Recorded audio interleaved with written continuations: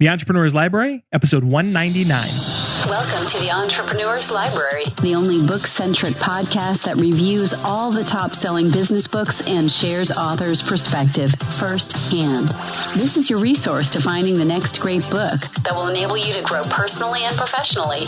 Welcome your host, Wade Danielson.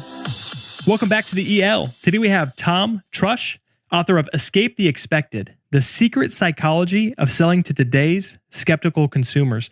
I enjoyed this interview. It's another one of those, you guys know I always look for the paradigm shift, and he looks to create a shift in the way that we look at marketing. So I think you'll enjoy this interview. And so let's bring on Tom. Welcome, Tom, and thank you for joining us on the Entrepreneur's Library. Well, thank you, Wade. It's a pleasure to be here. Absolutely. Will you take just a moment before we take a deep dive into Escape the Expected? Will you take just a moment to introduce yourself? Tell us just a little bit about you personally. Yeah, sure. Well, my name is, like you said, it's Tom Trush, and I'm a direct response copywriter. And I think, sometimes you give that career name out there and people don't necessarily understand what it is. And the way I like to explain it is, I write marketing materials designed to generate response. And one of the big things that I love, about my job is figuring out why a marketing piece is poor or isn't generate the response that people want, and then digging in and figuring out solutions on how to generate the response that an entrepreneur, a business owner is looking for. And so, that's my job. And that's how, I got into this book and that we'll talk about. And it's a specific area, specifically related to trust in writing marketing materials that we, dig into with the book.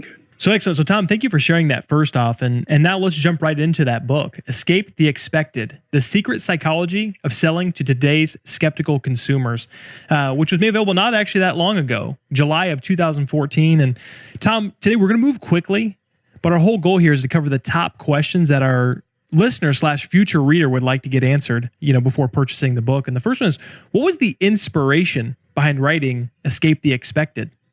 Well, I have to admit it's pretty unscientific stuff, because usually the way that I write is, I stumble on marketing topics that interest me, and then I'll weave them into a theme. This is the third book I've wrote, and like I said before, the theme on this is establishing trust. And for most times, there's no rhyme or reason to coming up with these themes. It's just I'll stumble on something, and if I read something or I make come across a thought while dealing with a client or make a discovery, and I think, man, that's good stuff. More people, especially business owners, entrepreneurs, they need to know this, then I'll write about it. And in the case of this book, the theme of trust came about after seeing this excerpt in a newspaper article. And, although it was only a few sentences, it really had a great effect on me. And I have the clip right here, and I'm going to read it to you real fast. It says, Americans don't trust each other anymore. These days, only 1/3 of Americans say most people can be trusted. Half felt that way in 1972 when the General Social Survey first asked the question. 40 years later, a record high of nearly 2/3 say you can't be too careful in dealing with people. And this was an Associated Press article from November 30th of 2013. And when I read that, I thought, man, business owners and entrepreneurs, they understand that trust is important when conducting business. But why then is it so often ignored when creating marketing materials? And I'm not just talking about, adding some testimonials or writing reviews or including case studies, because even those are met with skepticism these days. And so that's what I set out to do with this book. That was the inspiration, is give people some ideas for establishing trust, creating trust in the marketing materials that you send out to attract leads and generate sales. Excellent. So, Tom, one of the things that we like to do is have the author differentiate their book from others, because really in this day and age with as many books that come out on a daily basis, sometimes it can be a needle in a haystack. So what makes your book different from others regarding the same or similar topic? Sure. Well, the difference in this book, it comes down to quick action items. I purposely wrote this book. It has really short chapters, and the book is like, 200, a little over 200 pages, but you can get through it in one sitting. I mean, I'd guess, just a couple of hours. And instead of covering trust and marketing as just a broad topic at a high level with some actions that you take over time, I wanted to share tips that you can take action on right now. In effect, you can open to any page of the book and you'll find some tip or a strategy or a tactic that you can implement into your existing marketing efforts like right now.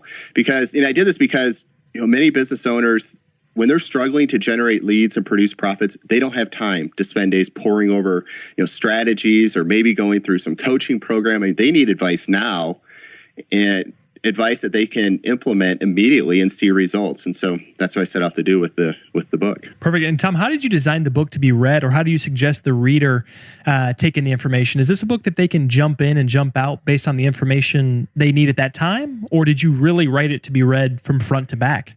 Yeah, it doesn't necessarily have to be read front to back. You can open up to any chapter and you can get a tip, an idea, a strategy that you can implement right now. While I'd love somebody to read, from cover to cover, I know everybody is busy, especially these days in the business community. We're all busy. And so if time is tight, just pick out a few chapters, get the wheel spinning. And, that's what I give you, some different thoughts to consider as you're putting out your marketing pieces and doing your marketing efforts, regardless if it's online or offline. So now that we know a little bit of the purpose, the background behind the book, this is my favorite part where I like to hand over the mic and have you give us a great, run through of what the future reader can expect to get out of your book. Will you do that for us? Yeah, sure. Love to. Thank you. So, this book, it's broken down, like I said, really short chapters, but those chapters are then broken down into 3 sections to create what I call the Trust Trilogy. And I'll tell you each piece of the trilogy, and then we'll dig into each one. So the first one is, instead of marketing what you want to say, give prospects what they need to succeed. Number 2 is trust requires consistent communication because it creates familiarity. And then number 3, your marketing must develop relationships before it can drive profits. So that's the 3 pieces of the Trust Trilogy. So the first part of the trilogy, instead of marketing what you want to say, give prospects what they need to succeed. This ties into that consumers crave relationships with companies that they can trust these days because they're sick of all the stress that's been caused by today's economic environment, and they've seen these scams, whether they're pulled from banks or credit card companies, insurance carriers, whatever it is. And the problem, though, is that most marketing doesn't demonstrate the trust that consumers desires. And what most companies do is they just push this self-serving information that ignores prospects' needs. And you have to keep in mind that with today's rapid technology development, Facebook, social media, all that kind of stuff, it's increased our interactions with other people, and you have more ways to get in front of people nowadays. And as a result, you have more opportunities to attract prospects' attention. But, that doesn't mean that you have your interest, and that's the key. You can have attention, but it doesn't mean you have their interest. Those who establish trust, they're the ones who get heard. And that's what we dig into with this first section of the book, because people, they ignore marketing that doesn't benefit them in any way, especially when it's the first contact that they have with a company.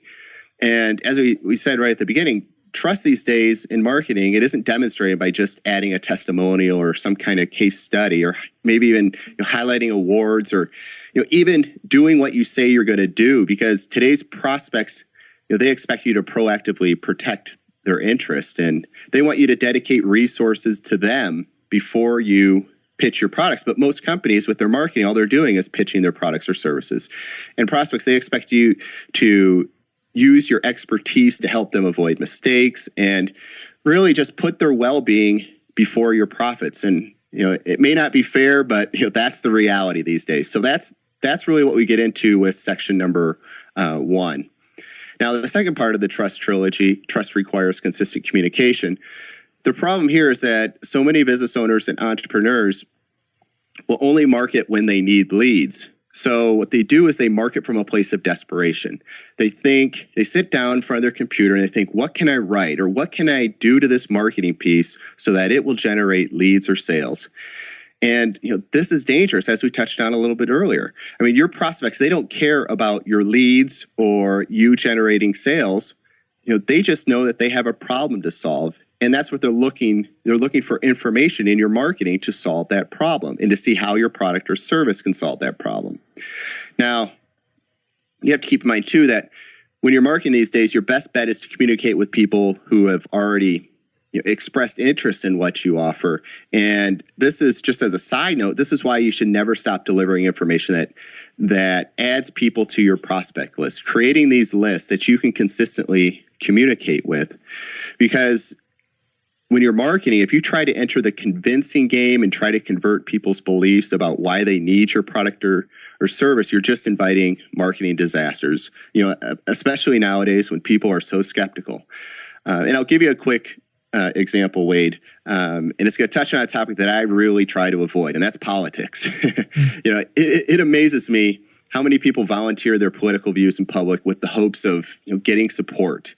But when somebody pushes their political opinions on you, especially if those beliefs differ from yours, how does it make you feel? It's frustrating, and in some instances, you just want to fire back and share your opinions. And if we get a little scientific, these feelings are due to the consistency principle. And once we make up our mind about an issue, we tend to stay consistent about that thought. And if our beliefs get attacked, then our instinctive reaction is to take a stubborn stand, and we fight stronger for our thoughts. And so, no matter how great you push, the stronger the belief becomes. So you can understand when you try to convince people, that they need what you offer when you're marketing, you're fighting a no-win battle. And so if you continue to do that, not only are you losing opportunities to establish trust, but it also makes your marketing much more expensive.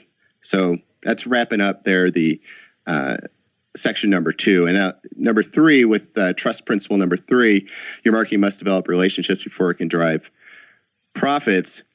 This ties into a challenge that many business owners and entrepreneurs have, because when they launch marketing campaigns, they expect these quick and significant returns. But those who consistently market, they realize that campaigns take time, especially when you have to educate your target market. And if you're just taking a single stab at your marketing, just putting out a piece, putting out an email, whatever it is, and hoping to get response, it isn't enough these days. You have to think of strategies and have several well-planned strategies that are working together. And you also need to put out this information consistently, and that requires discipline. So in this third section, I go into some different things that you can do. So if you're just relying on email, or you're just relying on pay-per-click, or you're just relying on offline stuff, I'll give you some more ideas on how you can consistently communicate with your audience and establish that trust over a long period of time.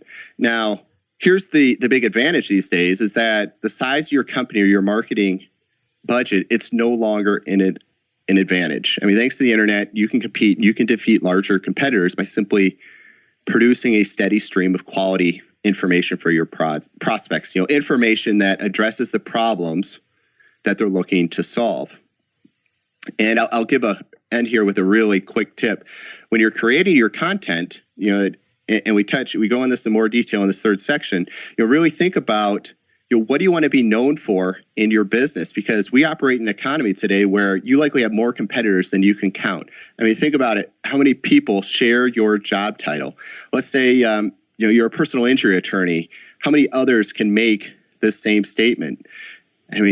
Whether you're a lawyer, banker, accountant, whatever it is, there's a lot of people with your same title, and this presents a problem when you're marketing, because if your message, if it only focuses on what you do, basically your occupation or your product or service, instead of specific outcomes you provide, then you're seen as no different than your competitors. What you have to do is that you have to differentiate yourself by demonstrating yourself as an authority on a specific outcome. And when you do this, you not only communicate credibility, you often inspire action. Think about, authority is granted to those people who prove their capability. So you have to create content around the outcomes that you want to be known for. So, maybe you're a real estate agent, and you're the real estate agent who quickly sells 7-figure waterfront homes on a specific community. Or maybe you're a banker who funds business loans for students starting technology companies. Whatever the case, you just create content that shares tips and strategies for the outcomes that bring you the most beneficial clients. And again, that's what that third section is about, creating that content that's developing the trust by delivering the information that your prospects are looking for. So Tom, you just gave us a phenomenal review and went through a ton of content with the context behind it. And that's why I feel like this next question is sometimes mean. But I'm asking you to put that whole thing in a nutshell. And that's if the reader can only take away one concept, principle, or action item out of your entire book, everything, what you just discussed with us for the last 5 to 8 minutes, What would you personally want that to be? Okay, I'll make this really simple.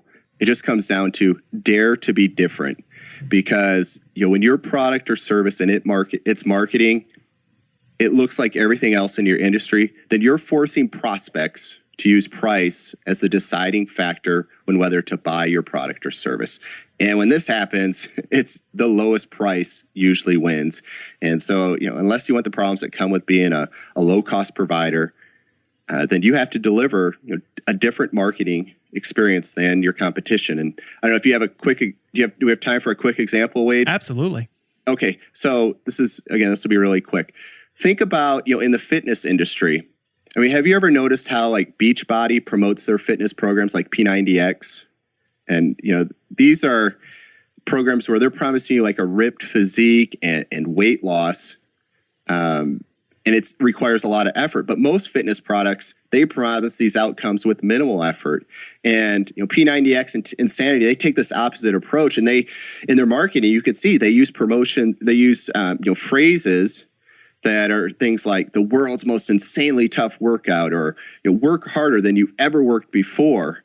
And these products, not only are they taking a different message, the programs cost far more than their comparable, fitness DVDs. You can go into a Walmart and you can buy a $10 weight loss DVD, but with Beachbody products, you're paying a monthly fee, for 3 months in a row or whatever it is, and it's a much higher ticket item, and they can do this because they're marketing a different way than your competition. The last I saw, Beachbody is well into over $1 billion in sales. I mean, they're a giant in the fitness industry, and all they're doing is they are marketing in a different way. They dared to be different. So that's quote worthy right there. Dare to be different. But we're going to ask you for another one in this next question. That's, do you have a favorite quote from your book? And will you take just a minute to explain what it means to you? Right. So here's the quote. The most effective marketing often doesn't look like marketing. I use this almost like a checklist when creating marketing pieces. If it looks like marketing, and we all know what a marketing piece looks like, we all know what an ad looks like. If it looks that way and your subconscious mind tells you it's an ad, it's a marketing piece, it's naturally going to just have you ignore it or have your prospects ignore it. So you have to stay away from creating marketing that looks like traditional marketing. Again, going back to looking at your competition, a lot of business owners and entrepreneurs that I work with, they'll develop their marketing based on what their competitors are doing. And so they'll see them do something, and then they'll just copy it. So then now you just look just like your competition. So just think about, what are some ways that you can market? And, there's plenty of examples in the book so that your marketing doesn't look like marketing. That's fantastic. And Tom, we'll put that in the show notes at the elpodcast.com. So for those that are out mobile, running, driving, doing whatever, they can go back and reflect more on that. And Tom, that was my last question about your book, but we do have one last question that, being a book-centric podcast, we have to ask for not only, I always preface this, not only a recommendation, but the recommendation. So if there was only one book you could suggest to the listener, based on the way that it's impacted your life, created a paradigm shift or a lifestyle shift, and I do want to preface, does not have to be business related, but what book would you recommend? Well, I'll give you the book. This is business related. It's called Cashvertising by Drew Eric Whitman. And the subtitle is How to Use More Than 100 Secrets of Ad Agency Psychology to Make Big Money Selling Anything to Anyone. And I think this book, 2008, I think is when it came out, or 2009, sometime around there. I read this book, and I've read it now multiple times. The first time I read it, I was like, oh man, I was blown away. My first thought was, I got to figure out how to get in touch with this author because I need to interview him. And I had never done that before. It was the book on marketing. In this case, also it weaves into advertising that I wish I would have wrote. I mean, it's really great stuff. Another one of those books that's a quick read that you get some, phenomenal tips and, advice and strategies that you can take immediate action on. Tom, I'd never heard of that book, but while you were giving us a perfect plug for it, I went and checked it out on Amazon. Already added it to my cart, but wow, it's 151 reviews and all 5 stars, 5-star reviews. So It's a phenomenal book. Yeah, I can't wait to dive in. What an important book. Matter of fact, I had to give Drew Eric Whitman. Is that the name you said? Yes. Wow. Yeah, it looks fantastic. Well, thank you. Surprisingly, that's actually the first time we've had that recommended in over 200 episodes, but seems like a phenomenal read. That's a problem we're running into, I guess, as entrepreneurs, is there's too many good books to read in one lifetime. And so that's kind of what our purpose is here at the EL, is to help people find that next great book and kind of wade through the mess of 1.5 million books, I think they said, came out in 2014 or something alone. So, but Tom, before we depart, can you recommend the best way for our listeners to not only get more information on you, but also get more information on your book, Escape the Expected? Sure. I mean, the easiest way to get in touch with me is at my website. You can just go to tomtrush.com. That's TOMTRUSH.com. And for the book, escapetheexpected.com is the website. And you can go there, and there's, it's not a real extensive website. I just give a brief overview. And of course, you can get the usual preview chapters as well. There's an opportunity to get those there too. So tomtrush.com and escapetheexpected.com. Perfect. Tom, thank you so much for coming on and sharing your book with us today. Thank you, Wade. Well, I appreciate the opportunity. Thanks again for listening in today. If you'd like more information on Tom or his book, Escape the Expected, check out the show notes at theelpodcast.com. And as always, if you'd like an opportunity to win this book, go to that same website, theelpodcast.com, and become a VIP.